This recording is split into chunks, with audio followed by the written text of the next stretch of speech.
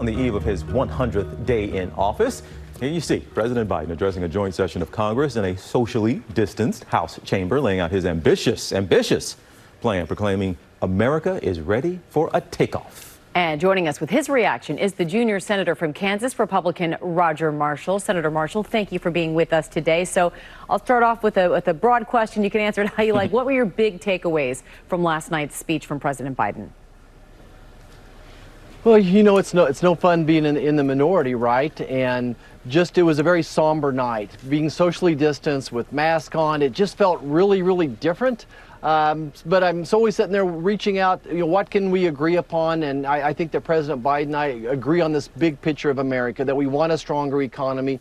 We both agree that middle America built this nation. We just sometimes disagree on how to get there, right? So always looking for that opportunity to work together. So where are those opportunities? I mean, things like expanded child care, universal pre-K, free community college, expanded family leave, some of those things it seems like everybody could get on board with. So I guess besides that, is the issue really the disagreement is how we're going to pay for it?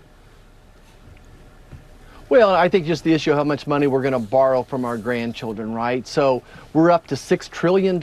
Typically, this nation spends about $4.5 trillion a year, and we're going to tack another $6 trillion on that. And just frankly, I don't think that the economy can take it. And just to drill down for a second, we've got incredible community colleges and technical colleges in my home state of Kansas. They're not broken, and I'm afraid if the federal government took them over and started funding them, it would decrease the quality of that. The preschool stuff, though, I'm very concerned about that. I'm an obstetrician, delivered thousands of babies, and I'm very concerned. There's so many single moms out there, unfortunately, right now.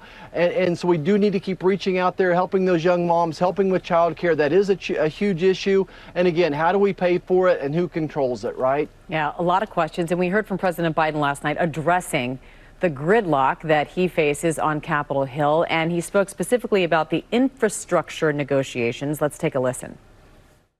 I wanted to lay out before the Congress my plan before we got into the deep discussions. I'd like to meet with those who have ideas that are different, they think are better. I welcome those ideas. But the rest of the world is not waiting for us. I just want to be clear. From my perspective, doing nothing is not an option. Senator, are you all going to be able to do something? Are both parties going to be able to come together and get something done? Do you believe that? I hope we can, and certainly we were very sincere. We put out a $600 billion infrastructure plan with what we would consider very traditional infrastructure, roads, bridges, waterways, high-speed internet, that type of thing.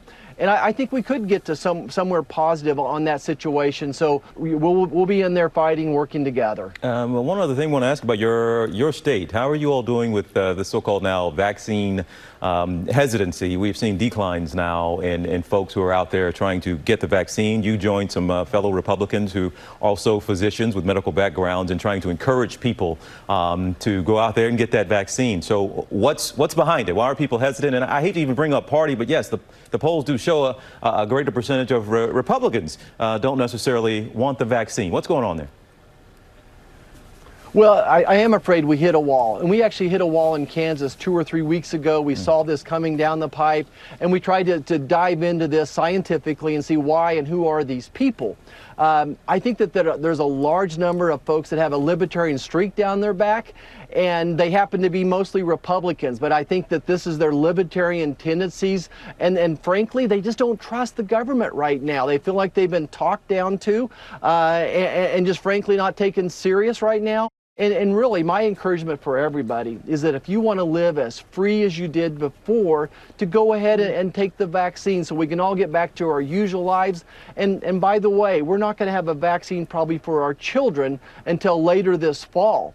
So to protect your children, to get our kids in school, to keep them in school, we need to all get the vaccine, please. Yeah, that is all incredible encouragement. I know that we feel our freedom here, too, once we were all fully vaccinated. It's a game changer. Kansas Senator Roger Marshall, thank you very much for your time today. We appreciate you coming on the show.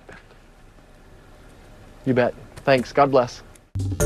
Well, hey, Hey there, GMA fans. Robin Roberts here. Thanks for checking out our YouTube channel. Lots of great stuff here. So go on, click the subscribe button right over here to get more of awesome videos and content from GMA every day, anytime.